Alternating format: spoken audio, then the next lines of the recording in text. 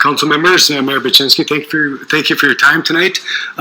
In a moment, I'll have Ashley give you a briefing on where we're at with mental health matters. But I wanted to discuss real briefly that her standing up here next to me is a fortunate byproduct of COVID-19.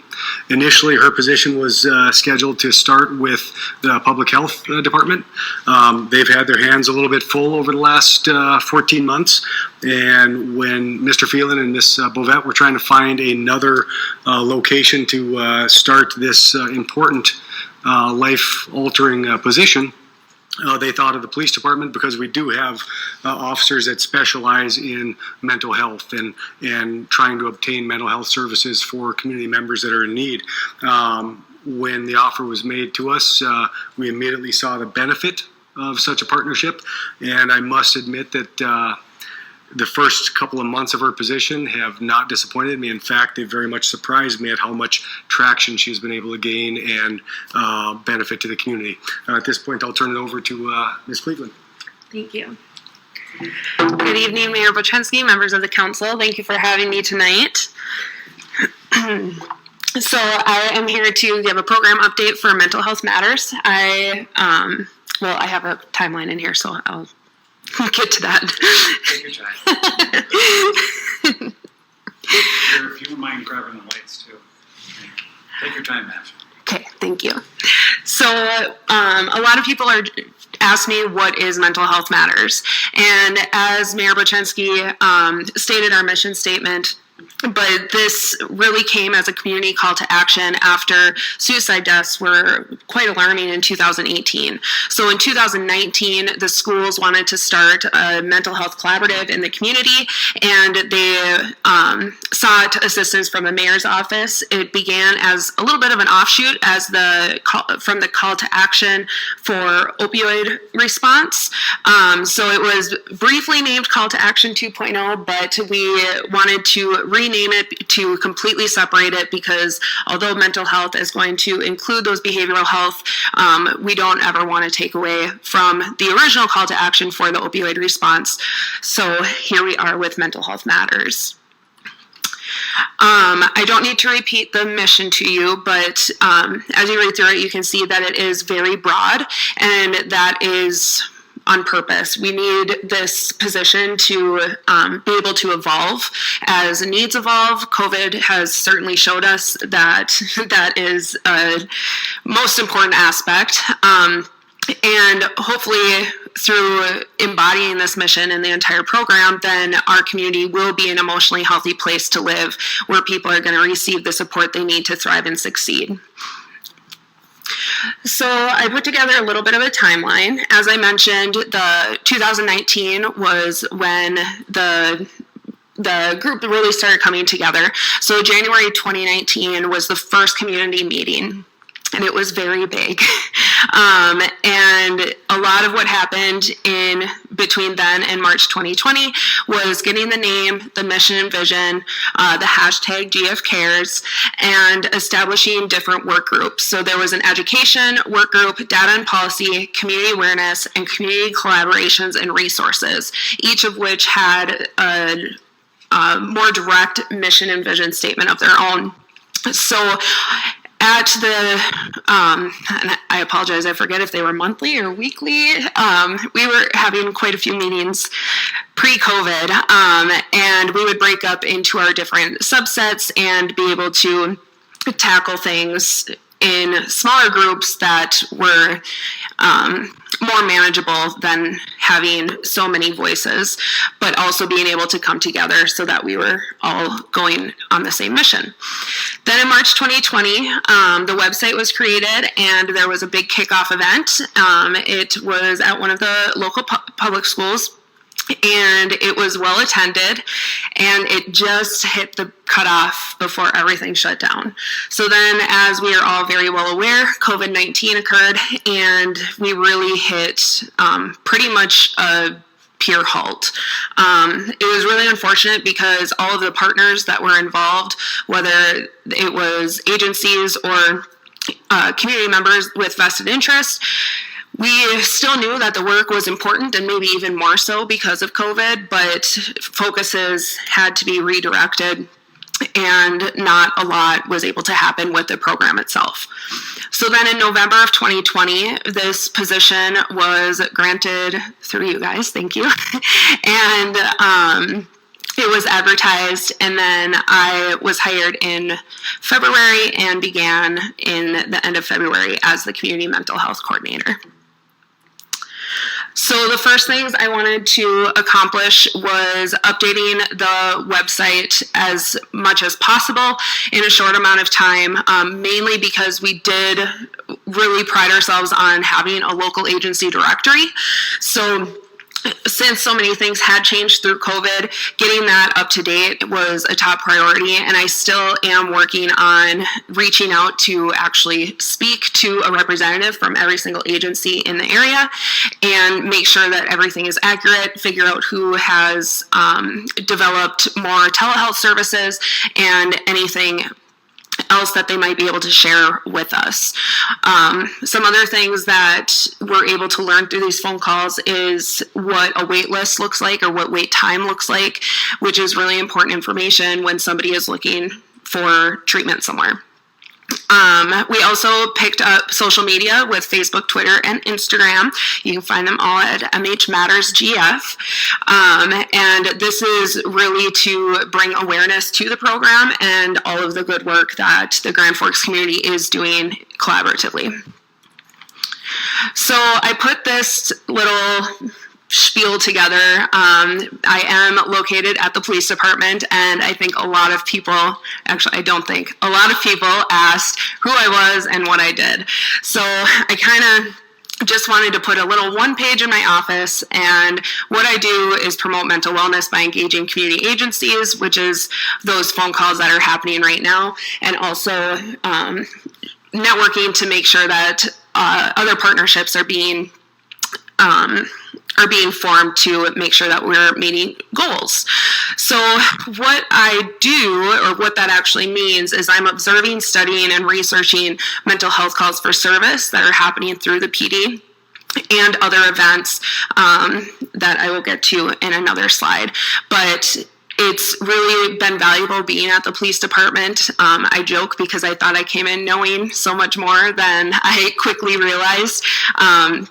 And I am very grateful to Lieutenant Mackey and also Corporals Troy Vagno and Justin O'Neill for really taking me in right away and making me a part of the team so that I can help understand what the needs are and find opportunities for different resources we may be able to bring to our community.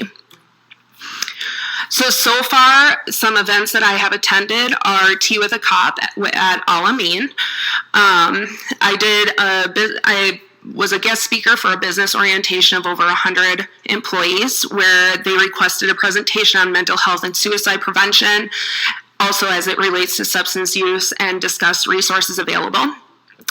I attended a pop-up event at the University School of Medicine and Health Sciences. This was in support of the Out of the Darkness campus walk, which is through the American Foundation for Suicide Prevention. And the NFI group in Grand Forks was generous enough to allow me to attend their meeting last week and introduce myself, where I have already been able to make more connections with more communities in the area.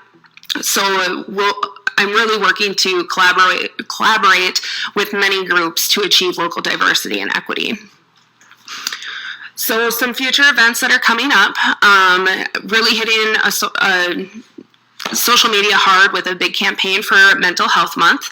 So if you would like to go check it out, there are little tips and tricks every day and opportunities to share how you personally can relate to different coping mechanisms and ways to get through different circumstances. On this coming Thursday, there is a walk-in vaccination event for which I will be there, hopefully letting people kind of talk about what they're excited for. We know that we've had really great vaccine confidence so far, but the sometimes there's a disconnect between the vaccine and what those social implications are going to be, and those social implications are so deeply integrated into our mental health. And some of those are more seen than others. So I'm excited to be able to promote mental health in also with the COVID vaccine efforts.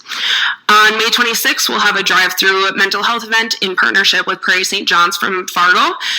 Those details are still being worked out. And then in November, I will present to the Chamber Leadership Program and have more updates and how I can hopefully help more businesses in the area. So other projects that I've been working on is the One Mind campaign with the police department. This is a campaign that the department has pledged to really increase their cultural awareness around mental illness. This will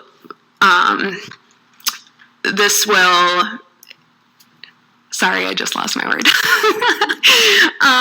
This will ensure that 100% of police officers are all put through some sort of 8-hour equivalent mental health first aid course.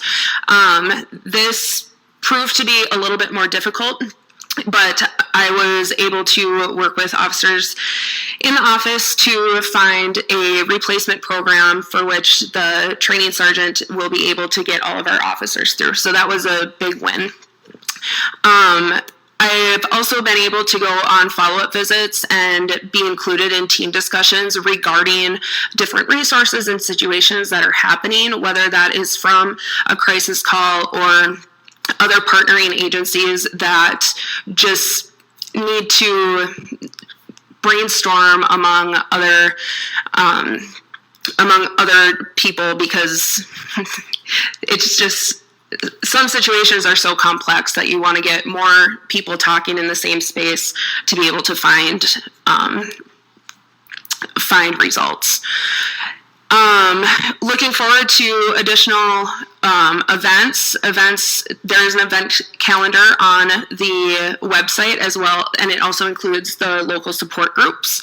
And I have been helping with research for employee assistance programs, which hopefully I'll be able to learn a little bit more on how I can help other organizations or businesses in the area make sure that they have the best EAP for their employees and what implementing a new program would look like. Interactive screening programs would be the same thing, kind of starting here with the city and then working out to other businesses. This is going to be an online tool that allows people to anonymously kind of just do a little mental health check on themselves, and then it's curated to whatever business or profession this is implemented in. And it will guide you directly to the local resources that are available for whatever may be identified in those surveys. So for the future, I am hopeful to get a resource guide out by the end of the year. Mental health first aid and other presentations will be offered, and those can be requested through the website or through social media. I'm really eager to explore recruitment and retention options of mental health providers. And with that, the 988 implementation in July of 2022 is going to be a big undertaking, and making sure that we have all of the teams in place to make sure that that's a smooth transition and is used as it's meant to be used. And like I mentioned, anything that the community requests, suggestions, or events that can be brought to my attention either through the website or the emails. Really, again, this is a community collaboration, so I'm just extending myself to anybody who wants to start a conversation. And that is what I have for the update tonight, so I'd be happy to stand for any questions. Well, Ms. Cleveland, I just want to say thank you for everything that you're doing. Mental health is always important, but I can't think of anything, any time that's more paramount than the next 3 to 5 years coming out of this pandemic. And just thank you for being the conduit to bring all the groups together, going over to the police department, helping out there. I just can't be more grateful for the work that you're doing, and certainly happy to support Mental Health Matters and you. So thank you. Thank you. Mr. Weber. Thank you, Mr. Mayor. You got that gleam in your eye. A question and comments for both Ms. Cleveland and Lieutenant Mackey. First of all, Ms. Cleveland, I'd imagine that you have already made a tremendous difference in a number of people's lives. I don't want to be overly dramatic, but you've probably already saved lives in the work that you've done. This is terribly important work, obviously. But sometimes, especially around budget time, we look at efforts like this and try to weigh, the dollars and cents of these matters. While I think that it should be enough that we're helping people, we also have fiscal responsibility. So this is perhaps more a question for Lieutenant Mackey, but either of you take this. I suspect that in addition to helping people's lives, Lieutenant Mackey, that this is already saving human resources and time at the police department, and that there's actually a very real, though probably difficult to measure, return on investment from efforts like this. Is that your sense? Yeah, I think that's very fair to say. And that's just at the very beginning stages of this project. Ms. Cleveland's been able to guide officers in the right directions. And our mental health officers have been doing this for a couple of years, and they've got great connections, but they do still occasionally run into a wall that they just can't get around. And Ms. Cleveland's been able to move that wall on occasion and help. So, yeah, the efficiencies that we're seeing just in the very beginning stages of this program are very impressive to me. As she makes more contacts, and some of the resources she was discussing for community members, I could potentially see our officers maybe not being quite as busy because community members are going to be able to access some of the information they need directly from the information that she has on her website. And perhaps a savvy community member could do that now, researching on their own. But when a person's in that stage of crisis, internet search is probably not the highest priority. So having a one-stop shop like Ms. Cleveland's creating is going to be undoubtedly beneficial to the community members. As you say, perhaps we're not going to be able to put a value on that, but I have no doubt that it's going to be beneficial. And what I've seen so far, it's very exciting to see where this program could potentially go in the future. Fantastic. And a quick follow-up on that. I commend Chief Nelson and Mayor Bachensky for supporting the training that officers are going through. You're talking about 100% training, and that's wonderful. But of course, 8 hours training, or even some of the community mental health officers who are engaging in 20-hour workshops, that's a small fraction of the hundreds of hours behind your degree, the expertise, the professionalism, the professional expertise that you bring to this job. So, Mayor, thanks for your support of this, and I hope that we will continue to support this when we go through budget time as well. Thank you, Ms. Cleveland, and congratulations to you. Thank you.